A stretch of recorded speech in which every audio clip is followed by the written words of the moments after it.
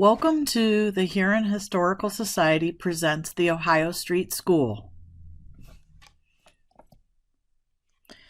These first two slides are important to the significance of why this particular building was put on the National Register of Historic Buildings in 2011.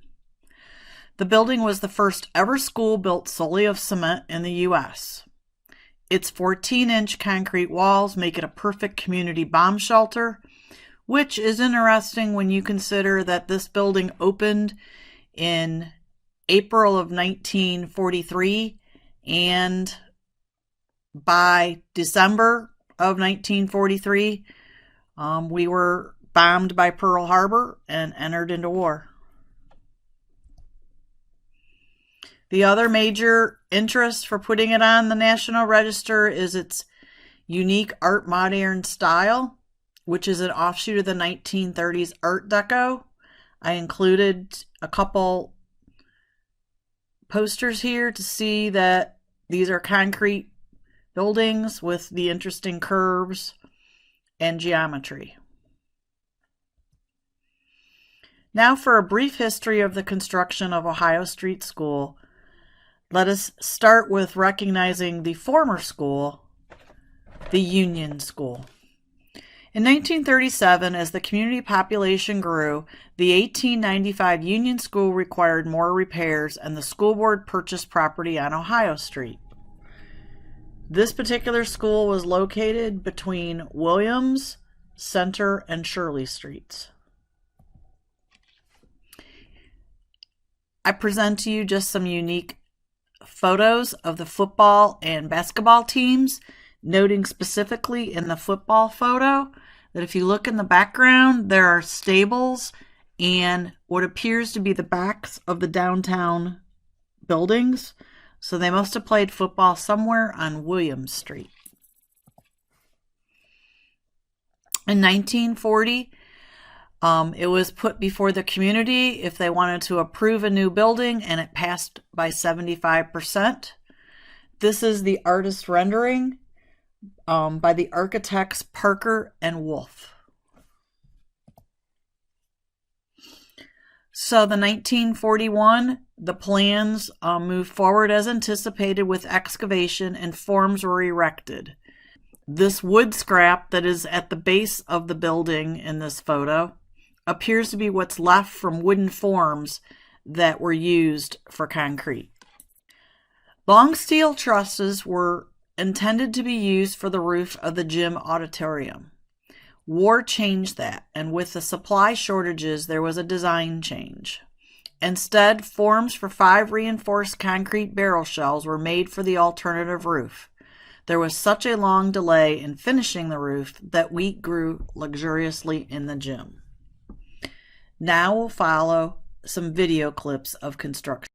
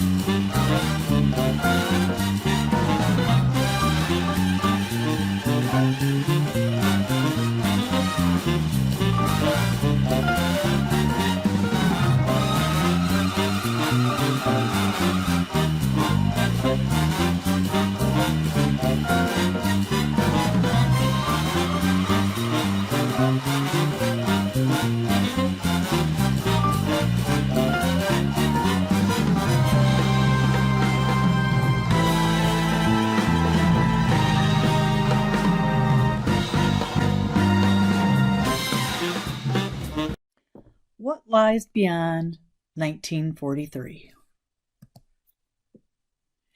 In 1945, the old school was demolished.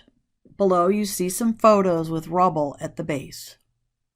The bid noted that the building was to be leveled, hole filled, land cleared, and about 1/3 of the property would go back to the library. The plus for the recipient would be the materials gained in a time of scarcity. Supposedly, there were enough materials and plumbing to build 3 homes. But Huron had growing pains. The post-war boom increased the need for schools to accommodate more students. Overcrowding had its pains. Locker rooms had transformed to offices and classrooms, as did the gym. Here's a picture of the gym. You can see the shuffleboard court on the floor. So, in 1952, Ohio Street Annex opened. Grades 4th through 8th moved across the parking lot, and grades K through 3 continued to occupy the upper and lower south corridors of the Ohio Street School. Again, in 1953, Shawnee opened. If you were in grades K through 5 and lived east of the Huron River or were bused, you went to the new Shawnee School. If you were a walker to Ohio Street School, grades 4th and 5th remained in the annex with the junior high, and grades K through 3 only needed the lower south corridor. R.O. McCormick encouraged the public to support yet another school venture using this photo taken at the Ohio Street School between 1954 and 1955. You will notice there's all ages in the photo.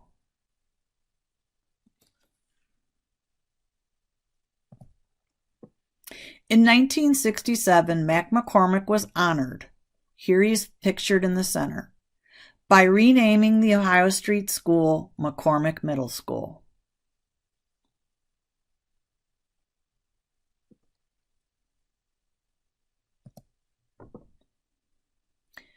The growing pains continued and additional buildings were added to the district. The Huron High School would open in 1958, Shawnee would be expanded in 1962, and Woodlands would open in 1971.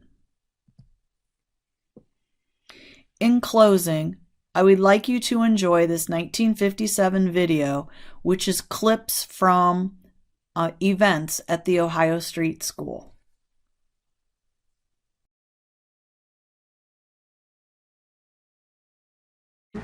Is the program for big leaguers. Oh, excuse me, little leaguers.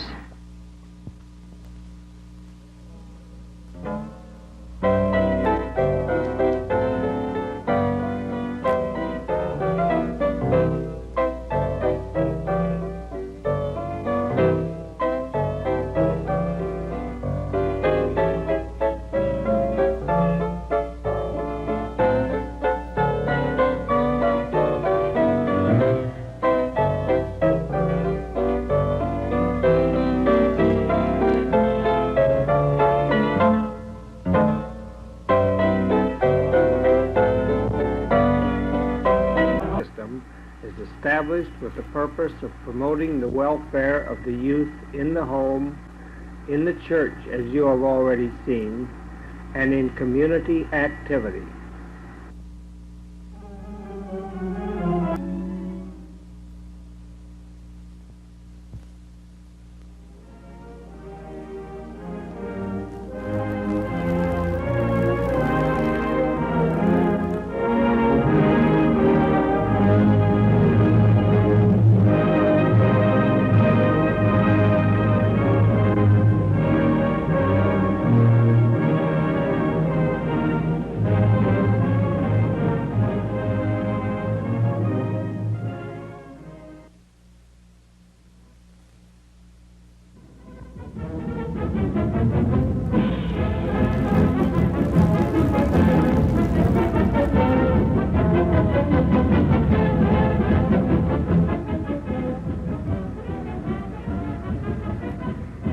In the fall, the entire efforts of the Huron High School Athletic Department are engaged in football.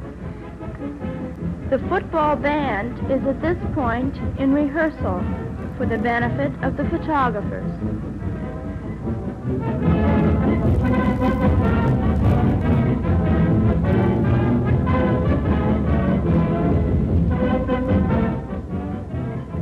Watch your hat, Karen.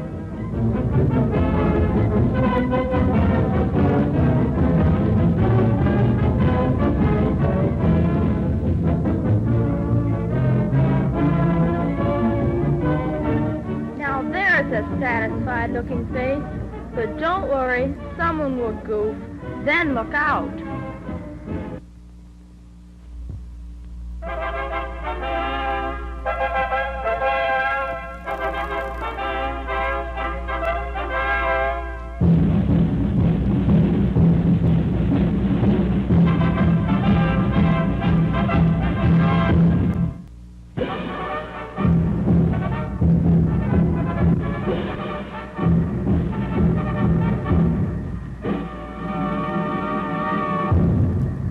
The guiding geniuses of Huron's football destiny.